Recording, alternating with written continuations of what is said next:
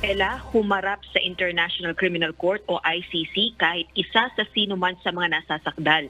Ito ang inihayag na paraan ni dating presidential spokesperson Attorney Harry Roque upang tuluyang mapawalang bisa ang mga reklamong inihain sa ICC laban kay dating Pangulong Rodrigo Duterte kaugnay ng anti-drug war campaign nito.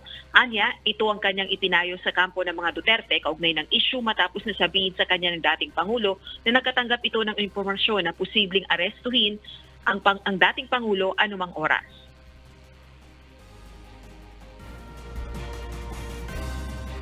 Sabi ko ngayon, ang kailangan ko sa inyo, isa sa inyo na mag-volunteer na pumunta sa dahig.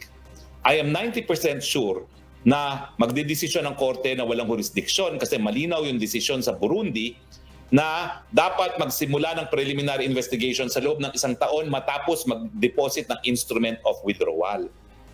Dahil ang preliminary investigation ay nagsimula lamang 2 taon na matapos tayo nagbitiw, wala nang jurisdiction. Dagpa nito, ito ang estratehiyang ipipilit niyang gawin sakaling tuluyang lumabas ang warrant of arrest laban sa dating Pangulong Duterte.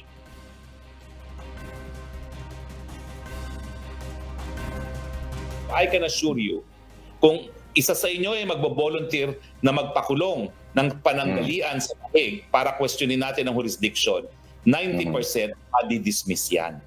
At makikita kasama si Presidente Duterte, si VP Sara, si Senator Pato. Taong 2017 ang ihain ng mga reklamong mass murder at crimes against humanity sa ICC laban sa dating Pangulong Duterte at iba pang opisyal ng pamahalaan. 2018 naman ang ideklara ng dating presidente ang pagkalas ng Pilipinas sa international treaty. 2021 naman ang umpisahan ng ICC ang formal na investigasyon sa crimes against humanity laban sa dating Pangulong Duterte.